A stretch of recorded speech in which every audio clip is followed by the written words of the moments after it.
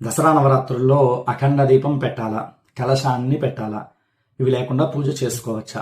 ఈ వీడియోని అందరికీ షేర్ చేయండి. చాలామంది అడుగుతున్న ప్రశ్న ఇది. ఇవి రెండూ లేకుండా కూడా పూజని చేసుకోవచ్చు. అఖండ దీపము అనేది చాలాసార్లు చెప్తాను నేను. వీలు కుదిరి మనం ఆచరించగలిగితేనే పెట్టండి, లేదంటే మన ధ్యాస అంతా ఆ దీపం పైనే ఉంటుంది. ప్రతిరోజు ప్రదోష కాలంలోనూ ప్రాతకాలంలోనూ దీపారాధన చేస్తారు కాబట్టి ఆ దీపాలు సరిపోతాయి. ఇక కలశం పెట్టాలా? కలశం మాత్రం ఖచ్చితంగా పెట్టే ప్రయత్నం చేయండి. మనకి ఫలితము అనేది వర్ష స్వరూపంగా వస్తుంది అని శాస్త్రం.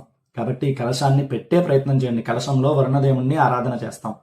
మొదటి రోజు కలశ స్థాపన విధానాన్ని మీకు అందించాను. ఆ వీడియోలో నవదుర్గ ఆరాధనతో పాటుగా కలశ స్థాపన కూడా ఉంటుంది. ఇక ప్రదోష కాలంలో ప్రతిరోజు నేనే 6:30కి లైవ్లో సిద్ధంగా ఉంటాను. మనందరం కలిసి ఒకేసారి అమ్మవారిని శ్రీమాత శ్రీ మహారాజ్ఞి అంటూ పిలుద్దాం.